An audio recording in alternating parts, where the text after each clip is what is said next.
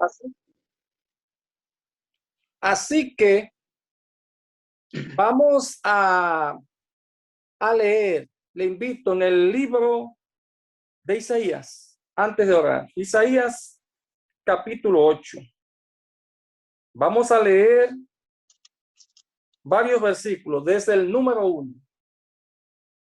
Dice, me dijo Jehová, toma una tabla grande y escribe en ella con caracteres legibles tocante a Maher Salaal Asbaz. Y junté conmigo por testigos fieles al sacerdote Urías y a Zacarías, hijo de Berquías, y me llegué a la profetisa, la cual concibió y dio a luz un hijo. Y me dijo Jehová, ponle por nombre Maher Salaal Asbaz. Porque antes que el niño sepa decir, Padre mío y Madre mía, será quitada la riqueza de Damasco y los despojos de Samaria delante del rey de Asiria. Otra vez volvió Jehová a hablarme diciendo, por cuanto desechó este pueblo las aguas de Siloé, que corren mansamente, y se regocijó con Rezín y con el hijo de Remalías, he aquí, por tanto que el Señor hace subir sobre ellos aguas de ríos impetuosas y muchas, esto es, al rey de Asiria con todo su poder, el cual cubrirá sobre todos sus ríos y pasará sobre todas sus riberas.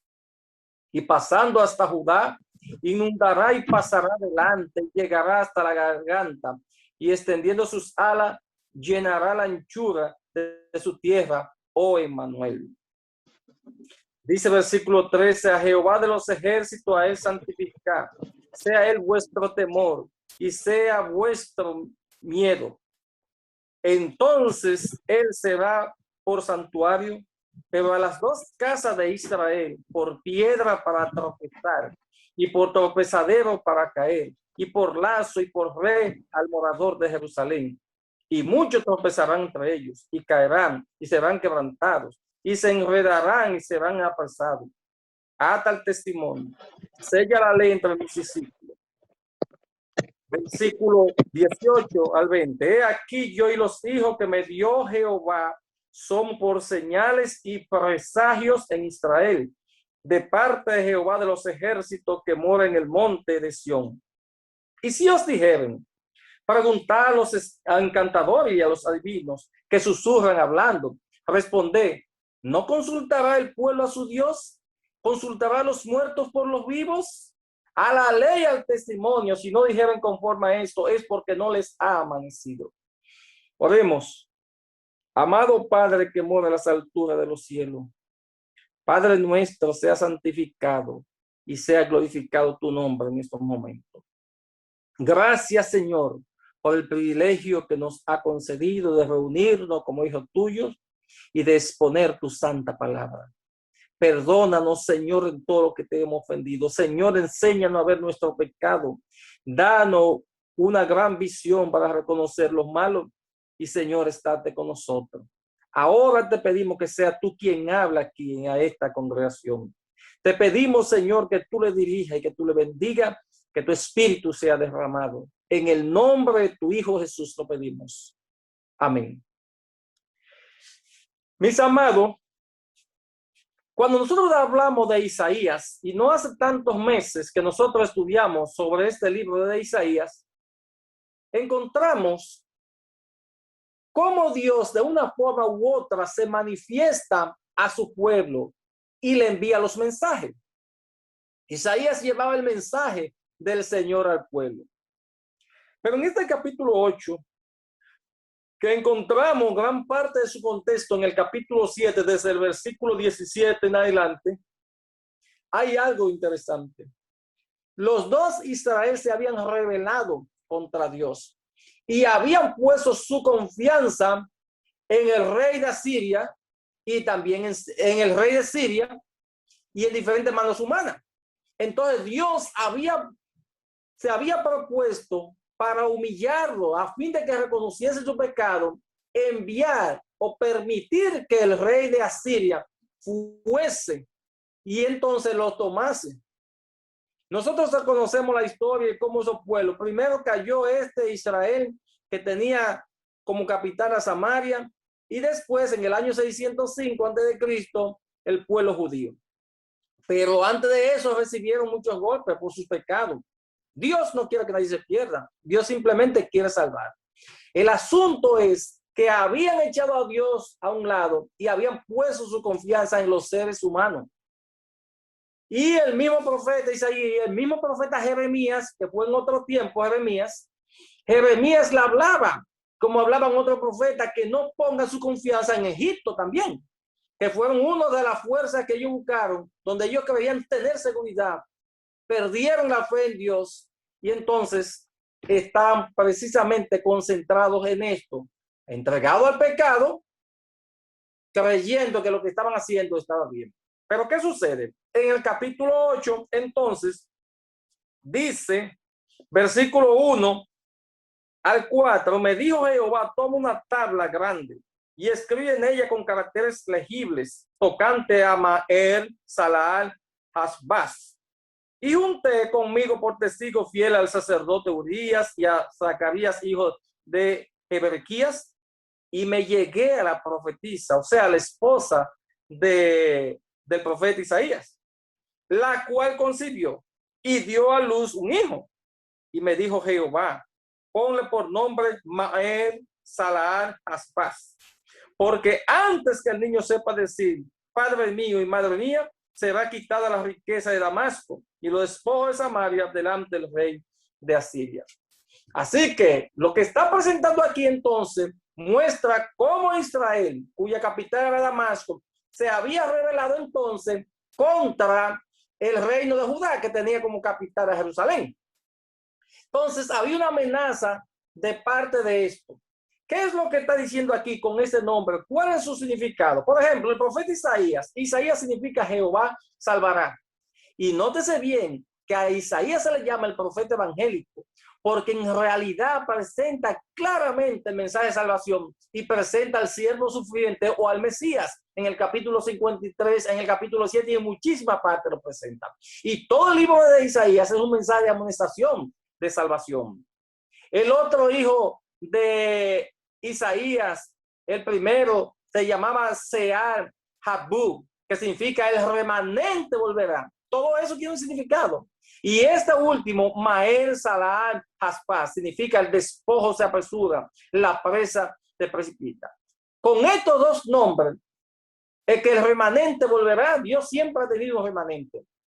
Es más, ¿recuerdan ustedes los días del profeta Elías, cuando la rebelión aquella, la apostasía nacional con el rey Acab y Jezabel?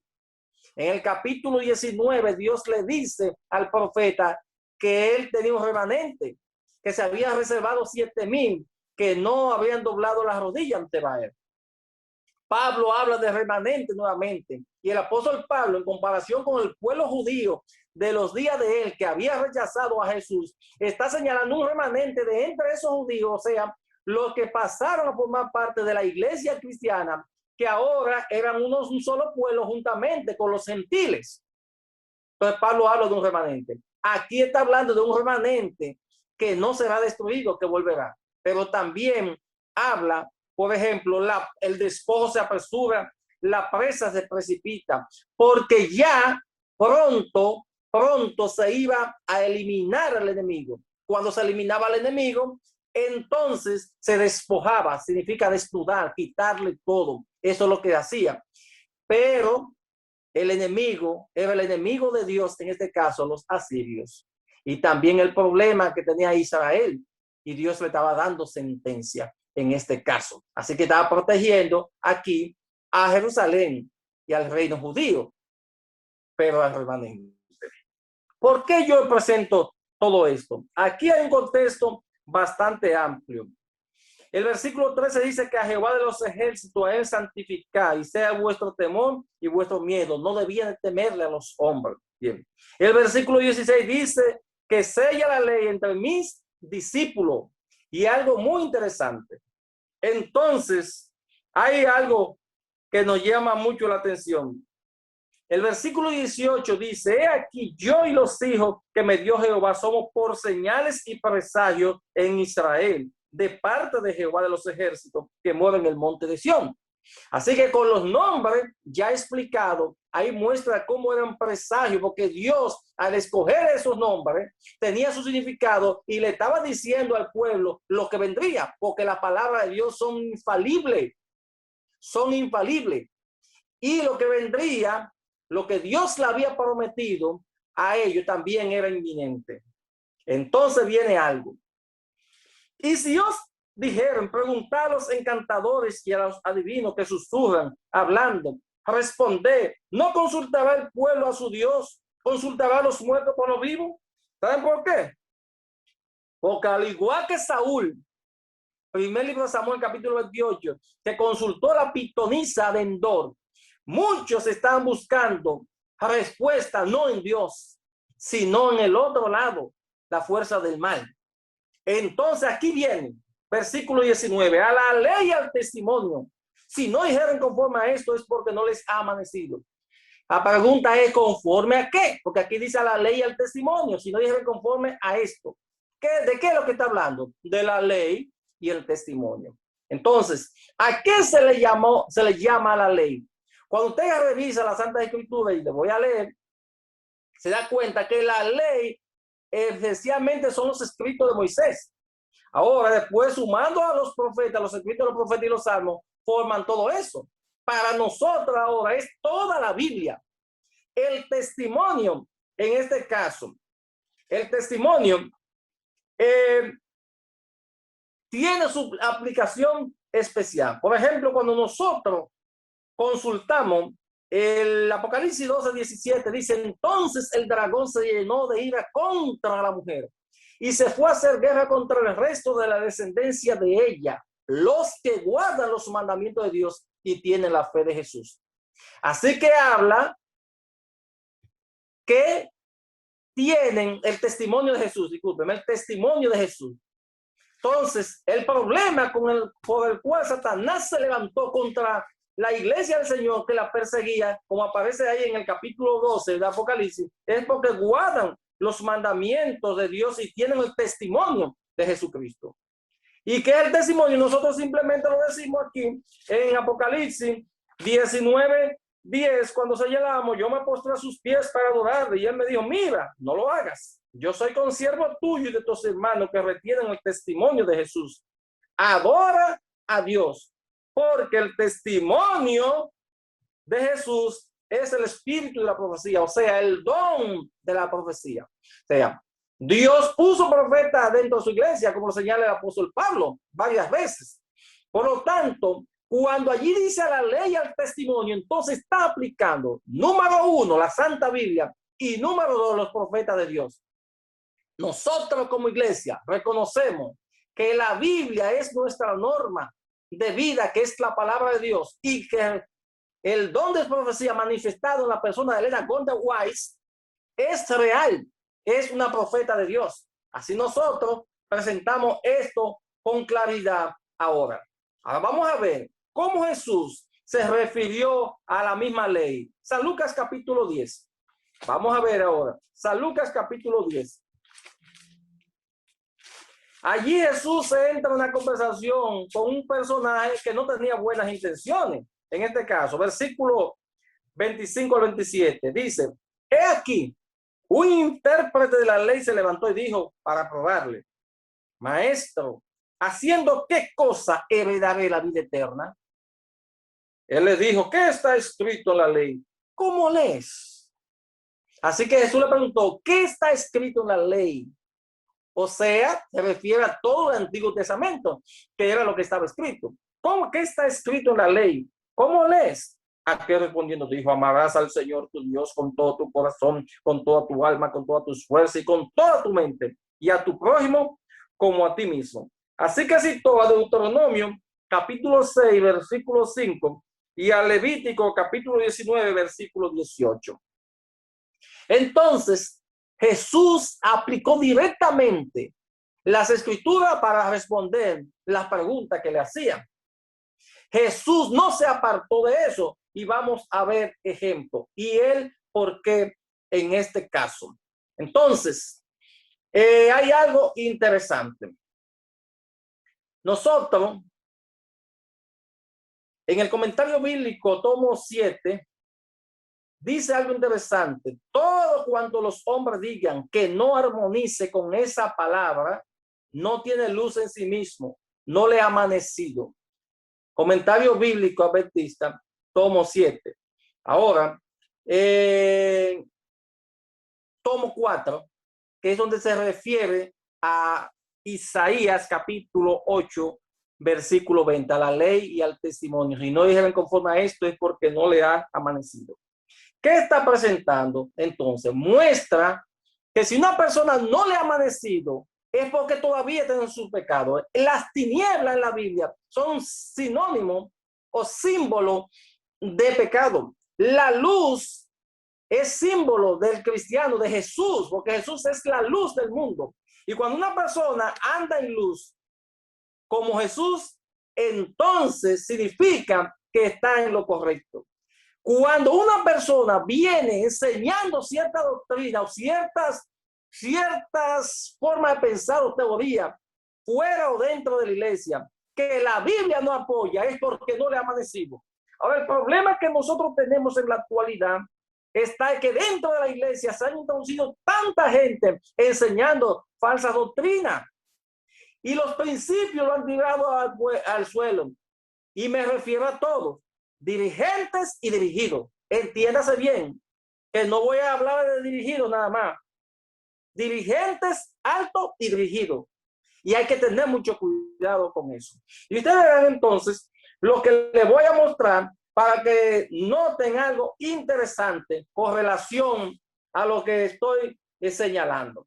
Voy a leer una cita primero en el libro de Maranata. Libro de Maranata, página 190. Libro de Maranata, página 190.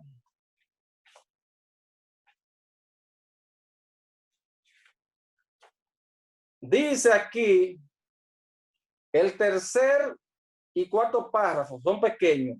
En el futuro surgirán engaños de toda clase y necesitaremos tierra firme para nuestros pies. Necesitamos sólidas columnas para el edificio. Ni un alfiler ha de quitarse de lo que el Señor ha establecido. Nótese, ni un alfiler de lo que el Señor ha establecido. El enemigo introducirá falsas teorías, como la doctrina de que no existe el santuario. Este es uno de los puntos en que algunos se apartarán de la fe. Si no existe el santuario, ya no tenemos que clamar a Dios. Ya nadie es pecador. Porque si el santuario donde está toda la obra de salvación, la obra de mediación por el hombre por los pecados, si no existe, entonces ya nadie es pecador, ya todos somos santos, ya todos somos perfectos. ¿Y para qué? Pero aquí dice que eso se introducirá. Dice el siguiente párrafo: habrá sueños falsos y visiones espurias que tendrán una parte de la verdad, pero que alejará de la fe original. Porque eso es lo que Satanás hace. Mezcla la verdad con la mentira. Una vez se acepte esa parte de la verdad, que es la mayoría, la otra poquita parte o la otra partecita, que es la mentira, también la aceptan, porque la liga no lo tira todo junto porque sabe que se lo van a rechazar, sino que lo van introduciendo uno tras otro. Y a través del tiempo, a ese poquito, él va añadiendo otro poquito, hasta que cuando uno se viene a dar cuenta, ha cambiado todo, porque eso es lo que hace Satanás. Entonces, dice, el Señor ha dado una regla para detectarlos. ¿Cuál es? A la ley y al testimonio, dice aquí. Si no dijeron conforme a esto, es porque no les ha amanecido. Así que no se sorprendan tantas cosas que uno ve en el mundo y también dentro de la iglesia.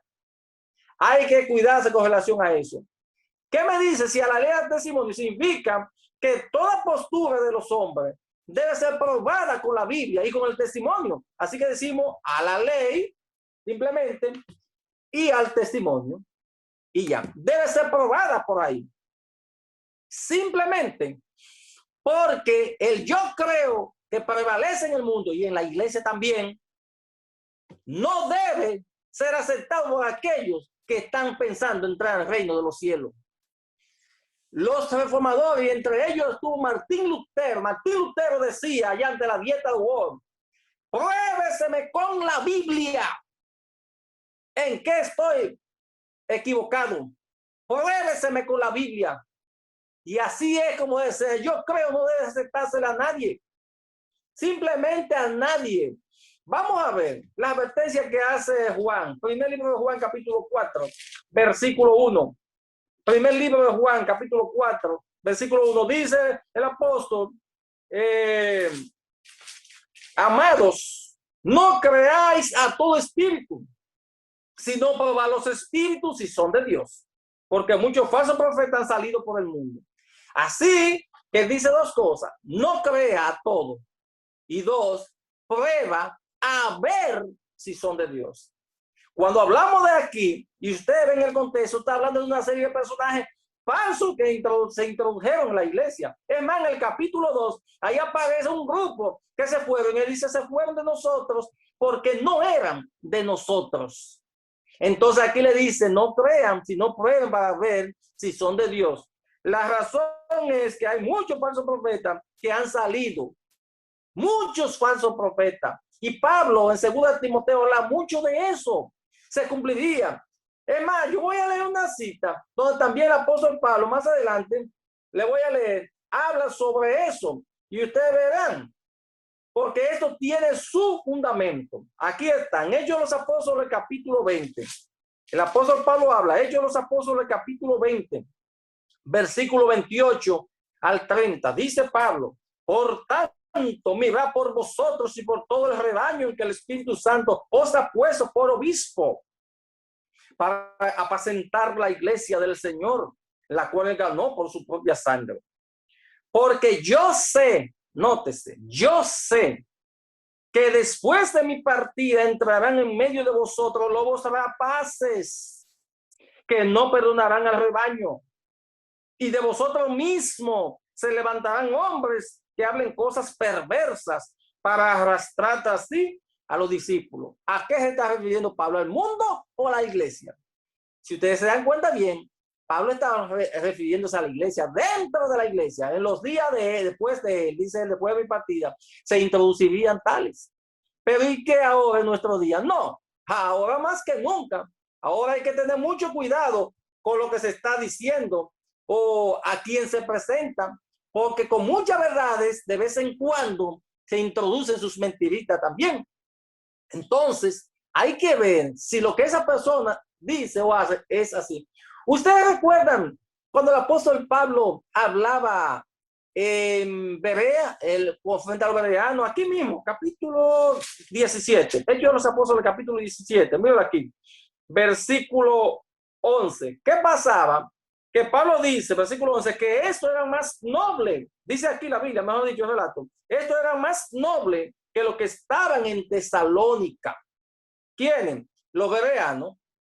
Era más noble que los que estaban en Tesalónica, pues recibieron la palabra con toda solicitud, escudriñando cada día las escrituras para ver si estas cosas eran así. Pero Pablo era un hombre poderoso, más entendido que los demás apóstoles y aún más que los discípulos. ¿Y qué pasa? Porque ellos tenían que revisar las escrituras cada día a ver si lo que Pablo decía era así. ¿Por qué? El mismo Pablo no había mencionado de los engaños que se introducirían, pero esta gente estaban haciendo lo correcto. Cuando yo hablo, ahora mismo que yo estoy hablando, anote y revise las escrituras, los libros del Espíritu de profecía, para ver si yo fallé en algo, para ver si yo también o estoy equivocado o estoy introduciéndole alguna herejía. Cuando hable cualquier personaje dentro de la iglesia, sea el pastor, sea el más grande en nuestra obra o el más pequeño, no importa quién sea, usted haga esto, lo que dice aquí, revise, escudriñe las escrituras para ver si lo que dice esa persona es así. Si es así, tráguesela. Si no es así, rechácela. porque ahí en eso debemos estar claros. La palabra de Dios es viva y eficaz, más penetrante que una espada de dos filos. La palabra de Dios es pura. Todo lo que es de Dios es puro, pero no se puede ligar lo de Dios y lo de Satanás en este caso. Hay una advertencia o algo que sucedió que ya Pablo pasó por eso. Segundo libro de Corintios, capítulo 11. Vamos a ver aquí. Segundo libro de Corintios, capítulo 11. Versículo 13 y 14. Oiga lo que dice. Porque estos son falsos apóstoles, obreros fraudulentos que se disfrazan como apóstoles de Cristo. Y no es maravilla, porque el mismo Satanás se disfraza como ángel de luz. Oiga lo que dice aquí. Dice, así que no es extraño y también sus ministros se disfrazan como ministros de justicia, cuyo fin será conforme a sus obras. Si ustedes se leen el contexto, especialmente aquí, versículo 22, hablan de gente que eran judíos en sí, que se introdujeron en la iglesia. Y Pablo está enfrentando todo eso. Entonces él dice, no es maravilla en este caso. Él dice que se disfrazan como ángel de luz. Lucifer, luz del alba, luz de la mañana. Satanás cayó, o sea, Lucifer cayó, se convirtió en Satanás o en diablo. La palabra ángel del griego ángelo significa mensajero. Allí, por ejemplo, en Apocalipsis 18:4, 18:1 en adelante, aparece un ángel, también usa la misma palabra griega. Pero ese ángel de Apocalipsis 18 representa a los mensajeros de Dios, al pueblo de Dios, en los últimos días, dando el mensaje al mundo. Aquí, Satanás emplea a su gente. Cuando una persona, sea religioso o no, está enseñando lo que es Satanás, es un mensajero de Satanás. Dentro de la iglesia hay muchos falsos profetas, hay muchos falsos apóstoles. En todo, ya sea entre dirigidos y entre dirigentes. Pero si se disfraza como ángel de luz y la luz tiene que ver con Jesús y con el conocimiento, entonces Pablo está hablando de gente que tiene conocimiento dentro de la iglesia. Por lo tanto, hay que tener mucho cuidado. Eso, hoy yo lo digo y mañana va a ser peor que hoy. Esa es una realidad. Ahora, vamos a ver entonces cómo Jesús enfrentó a Satanás. Ya vimos cuando aquel intérprete de la ley le preguntaba sobre la misma ley, Jesús se la citó. Ahora vamos a ver cómo Jesús cita la escritura nuevamente. San Mateo capítulo 4. San Mateo capítulo 4, versículo 2 en adelante. Y después de haber ayunado 40 días y 40 noches, tuvo hambre.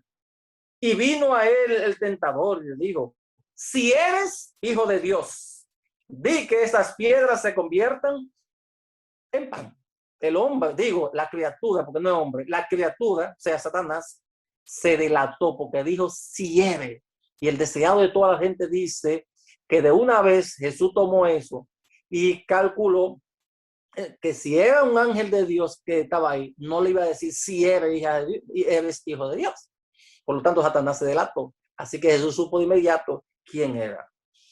Dice versículo 3, la respuesta de Jesús, el 4, versículo 4. Él respondió y dijo, escrito está, no solo de pan vivirá el hombre, sino de toda palabra que sale de la boca de Dios. Jesús citó a Deuteronomio capítulo 8, versículo 3. Entonces el diablo le llevó a la santa ciudad y le puso sobre el pináculo del templo y le dijo, si eres hijo de Dios, échate abajo, porque escrito está, a sus ángeles mandará cerca de ti y en sus manos se sostendrán para que no tropieces con tu pie en piedras. Satanás le citó Salmo 91, versículo 11 y Salmo 91, versículo 12. Pero el versículo 11, él lo rompió. Porque dice, le citó a sus ángeles mandará cerca de ti. ¡Pah! Lo rompe. Porque si le dice lo otro, lo rechaza de una vez. Lo otro decía que te guarde en todos sus caminos, o sea, en los caminos de Dios. Se lo quitó, miren los astutos que es.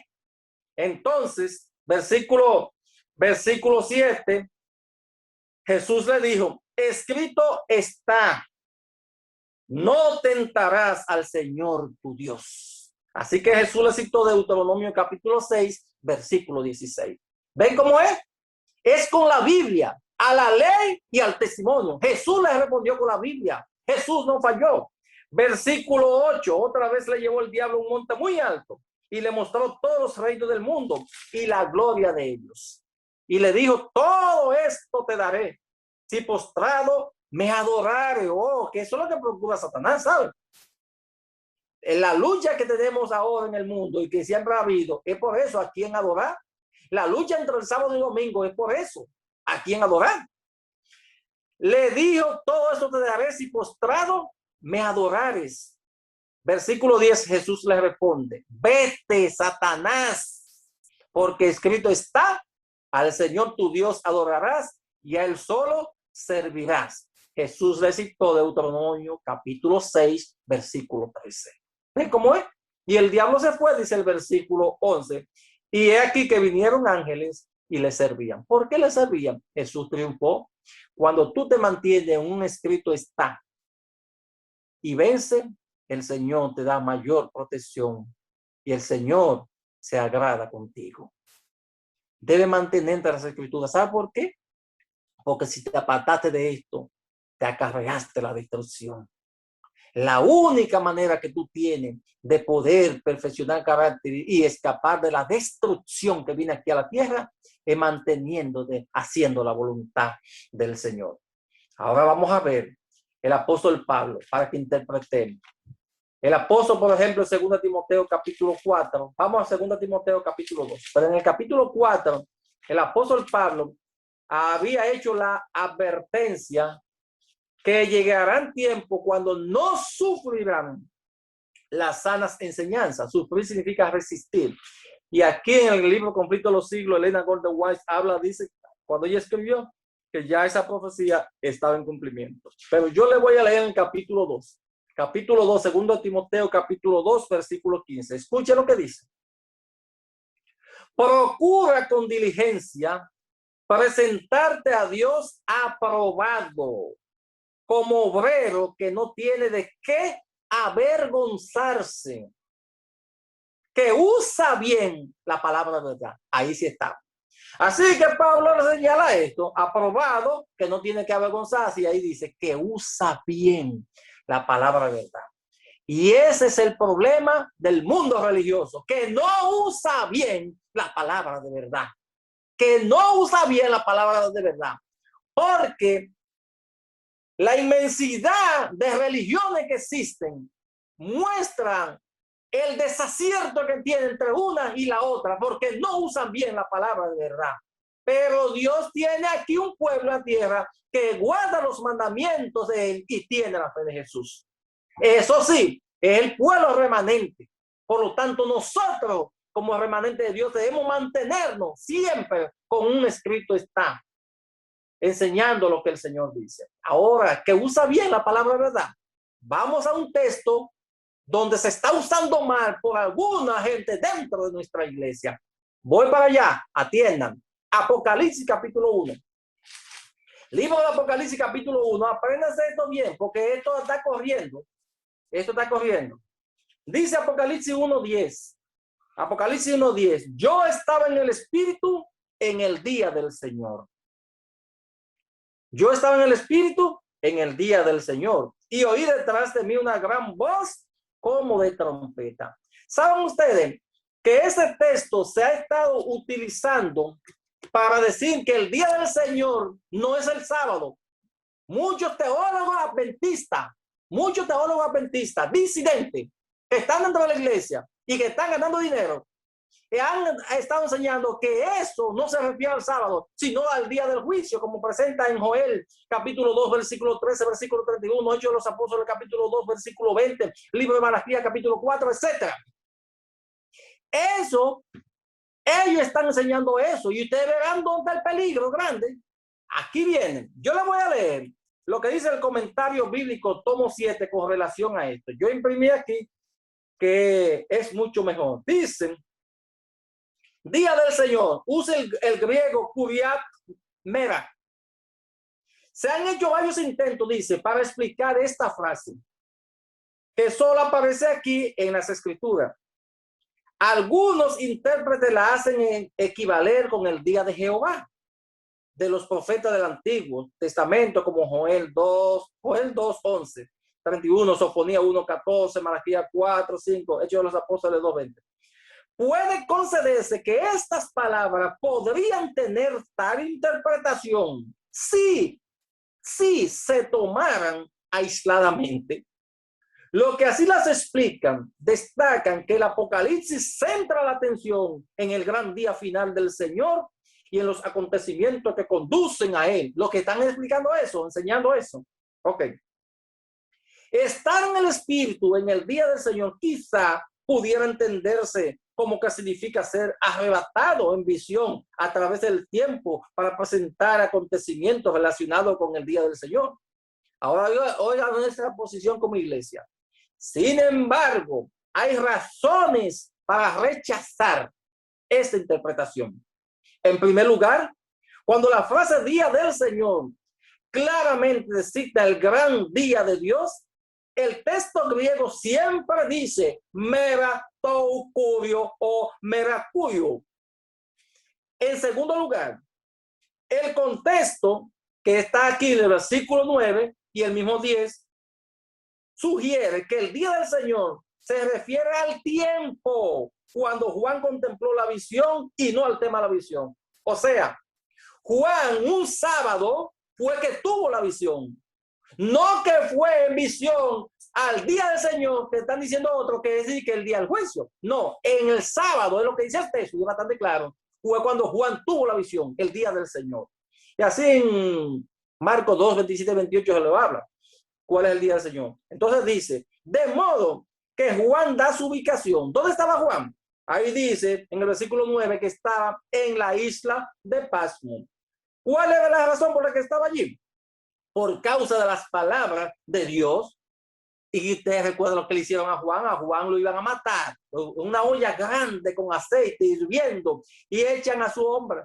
Nada le hizo. Como no le dio resultado, entonces lo agarraron y lo desterraron a Patmos. Y allí entonces el Señor aprovecha y en un sábado le da la visión.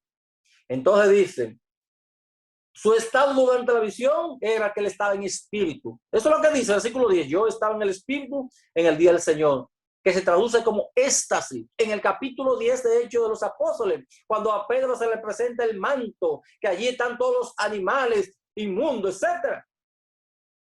Dice que fue un éxtasis o una visión. Y Pedro, como era un símbolo, no entendía hasta que se le explicó. Entonces aquí, todas esas frases tienen que ver con las circunstancias en las cuales fue dada la visión. Y es lógico concluir que la cuarta también coincide al dar tiempo específico de la revelación. Entonces dice, aunque la expresión cuya hembra es única en la escritura, tiene una larga historia. Yo cierro aquí esta parte del comentario. Ahora yo le voy a leer en este libro que se llama Hechos de los Apóstoles, para que vea lo que dice el espíritu de profecía, o sea, el testimonio, a la ley y al testimonio. Hechos de los Apóstoles, páginas 479 y 480. Oiga bien, anótese eso. 479 y 480. Nótese. Miren, que lo tengo aquí subrayado. Mira ahí. Te dice, era sábado. Dice, era sábado. Lo dice ahí abajo. A ver. Era sábado. Entonces dice, era sábado cuando la gloria del Señor se manifestó al desterrado apóstol. Entonces fue sábado. No fue que Juan en un día cualquiera fue al día del juicio, como están enseñando muchos teólogos adventistas.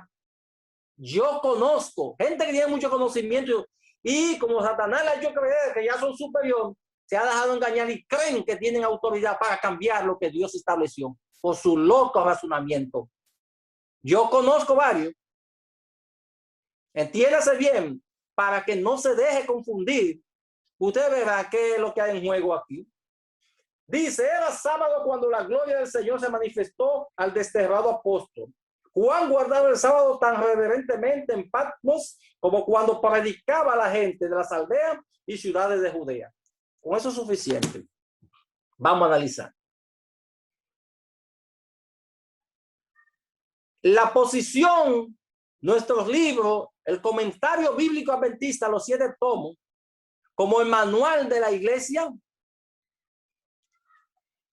y los libros del Espíritu de Profecía son la posición de nuestra iglesia. El manual de iglesia, el comentario bíblico adventista es la voz de Dios. Y el mismo Espíritu de Profecía habla de esto, que son la voz de Dios.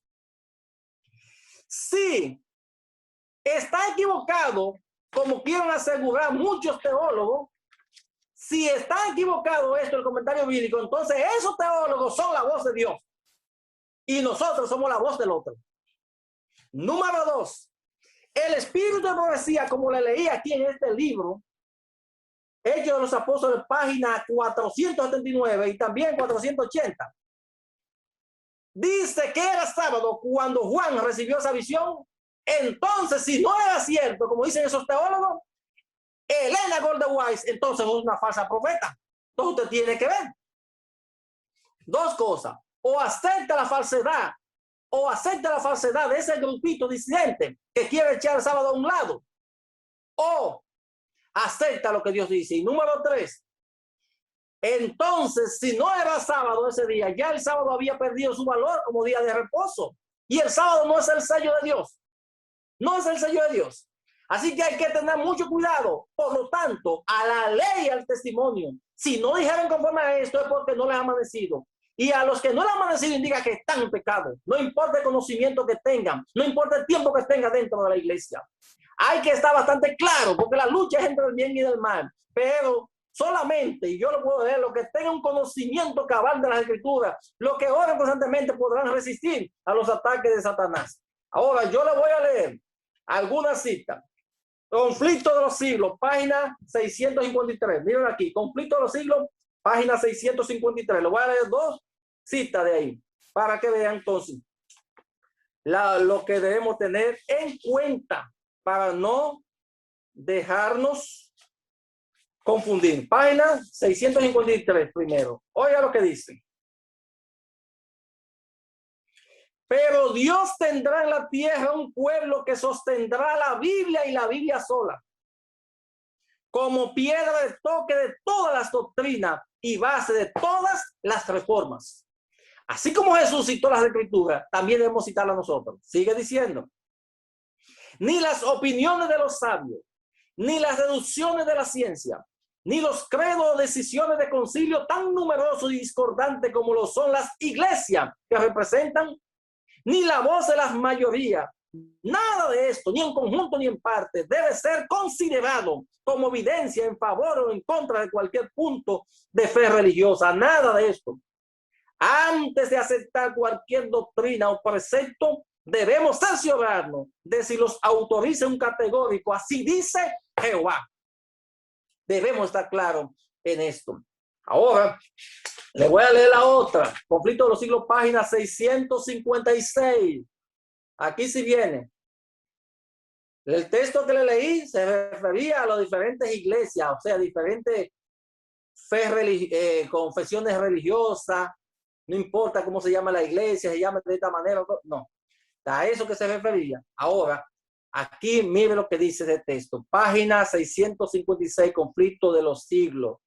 El primer párrafo que comienza diciendo: Dios nos ha dado su palabra para que conozcamos sus enseñanzas y sepamos por nosotros mismos lo que Él exige de nosotros, por nosotros mismos.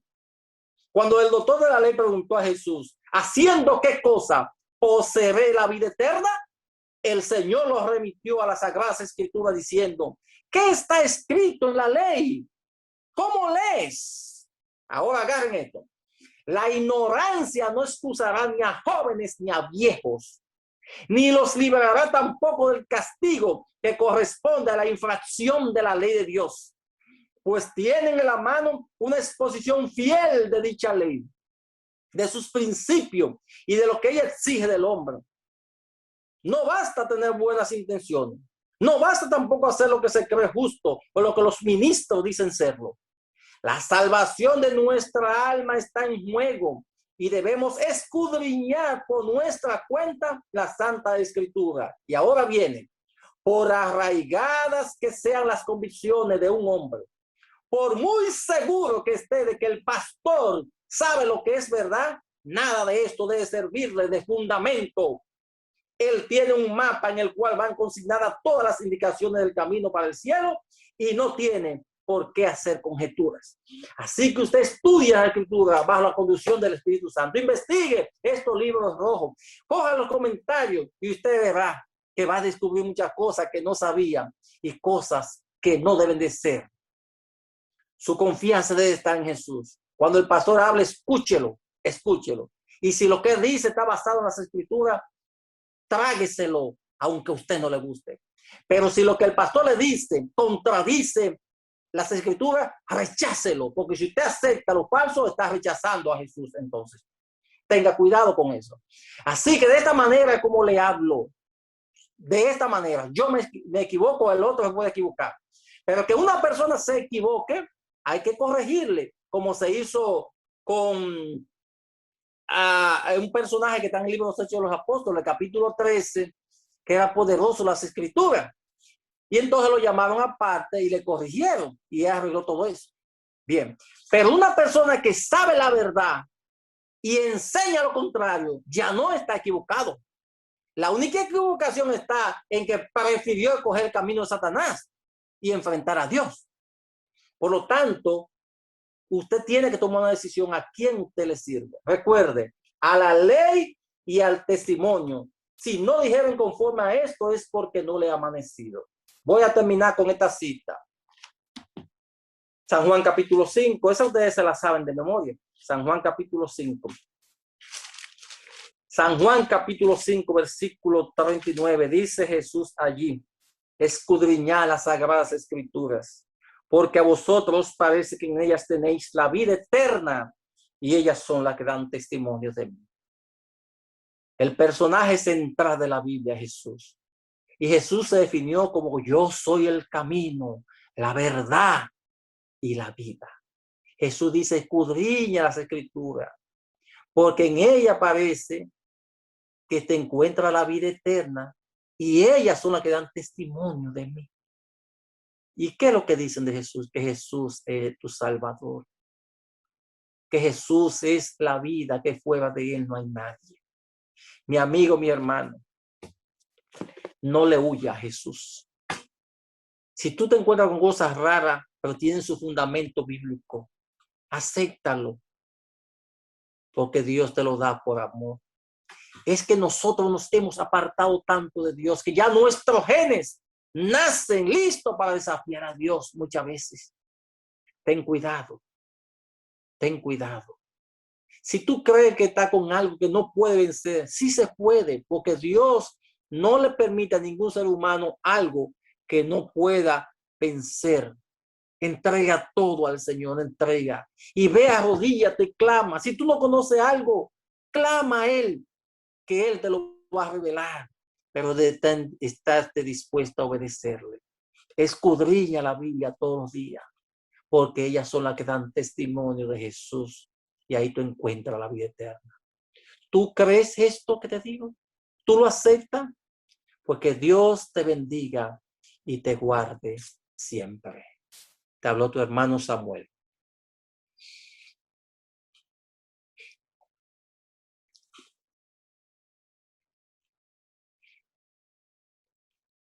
¿Voy a orar o vamos a cantar? Vamos al himno, Berti, después del himno entonces viene la oración y luego hermano Samuel